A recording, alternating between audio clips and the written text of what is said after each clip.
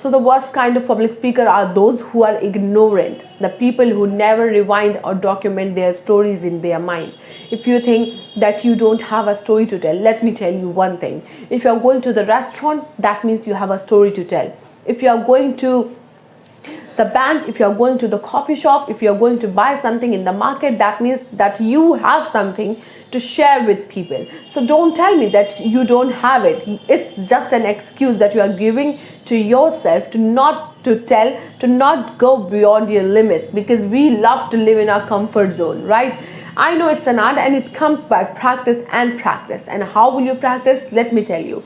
When any incident takes place in your life, don't be ignorant. Don't ignore the incident. Rewind it in your mind. What had happened to you? After rewinding it, remember the incident. What had happened to you? How will you remember? You will remember by telling the story in your mind again to yourself. After telling the story, notice the missing point. What were the missing points? Were you finishing too early? Were you making some mistake? Try to give the story in the middle and notice their expressions. Notice, are they enjoying or not? If they didn't, if you find again any missing point, just write it and don't make it again. It will make your story more refined, and next time if you will get the chance of telling story, or if you will get the chance to share some incident, it will be easier for you to share your incident with the people, because you have done it many times in your mind, you have done it many times with your friends, you have done it many times with your close one. So that is the first step. While telling the story, keep some important points in your mind which will make your story more refined and more interesting. The number one point is feel the emotions. When you tell the story, it's very important that you're feeling the emotions. If it was a happy incident, then feel the happiness of that incident.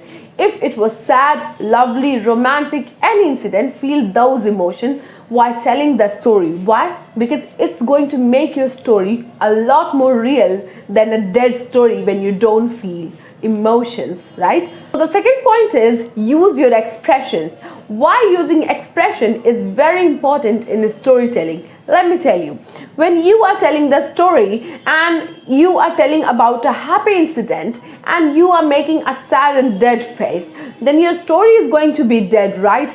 So while telling the story, if you are in front of them, use your face, use your expression. It's very important, and this is going to make your story a lot more interesting than the dead story. So what you will do, you will use your happy smile, you will use your eyes, you will use your blushing smile, whatever had happened to you. Suppose if someone proposed to you and you are telling to someone that he proposed me, while telling the story we automatically blush, right? But we do it unintentionally when we do it from our heart, when it's original. And when we try to fake it something, it's very hard to do it. So the thing is that whenever you are telling the story, feel it in your mind, because feeling is the most important thing. If you are feeling it, that means your audience is going to feel the same thing that as you are feeling. So using your expression, using your emotions can be the greatest point in storytelling. You can use your emotions and expression by using this third point, which is going to the flashback. If you will go to the flashback in the past, when it had happened to you, when the incident took place, how were you feeling and what was happening around you, if you are telling in the excitement, if you are telling in a very excited way, then you will feel automatic emotions in your stomach and in your heart, and it will come from your mouth. My fourth point is feel the excitement of that incident. If you are going on the stage, you should feel the excitement. I know people get nervous. You are getting nervous because you haven't done it in front of the people. And I will not say that you will go in front of the people and do this and your nervousness will go. There is no, I don't think so there is any tip which can help you and give you guarantee. If you are doing something for the first time in front of the people, that means you will feel scared, and that is normal. The key is to do it again and again. The more you will do this, the more comfortable you will become, and the more comfortable you will become, the more confident you will become. The key is only one, which is do it again and again. So the last element which I always admire in storytelling, which is to reveal something in the end. If you are revealing something at the end, people will wait for that suspense, because suspense makes people so curious that they want to know and they want to listen to your story more and more, and they want to know what you are going to tell at the end. Okay, so that can be the most important element in storytelling.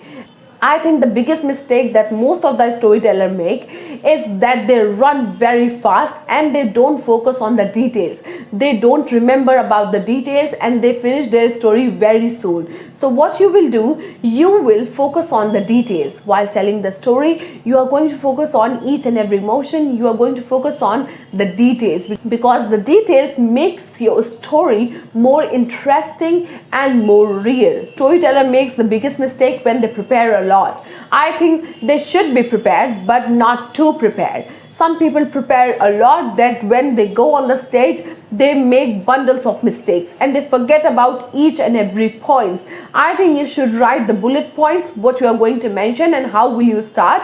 So what you will do, you will write the bullet points which will make you remember each and every point. Okay, so writing in bullet points, do not prepare a lot, be natural.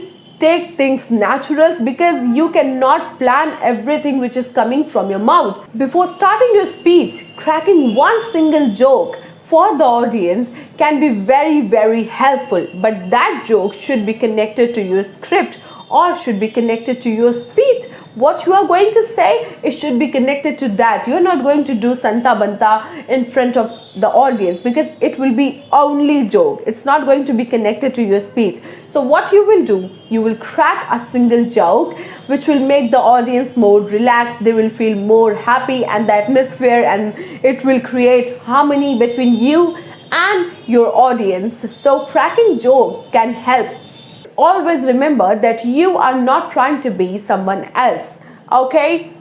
Because people love to see the uniqueness of you, and you all are unique in some way. And when you speak, when you share, you are going to give them the purest element which you already have, okay? And if you will try to become someone else, if you will try to imitate someone, you are trying to use their line and script, it's not going to be authentic and people don't like it. Not using filter can be the biggest and the plus point of your personality. So the biggest point that I have observed from a very big public speakers, which is to make fun of yourself. If you have something humorous, if you have something to make fun of it, so make in front of the people. People love to see people who make fun of themselves, but it should not be in extreme way. Making fun of yourself is something that will make you not so vulnerable, because if, for example, if you are making fun of someone else and they will feel so bad, right?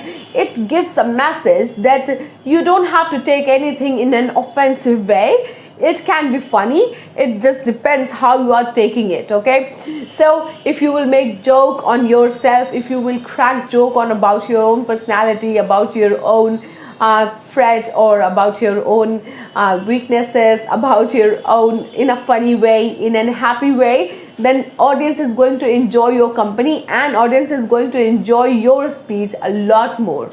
So the points that I have given you here, they're very important and very helpful to become a great public speaker. Storytelling is a part of becoming a good public speaker, and I know that you can work on it and you can become a public speaker. So guys, thank you so much for watching. Shweta Singh signing off. Hit the like button, okay? Bye-bye.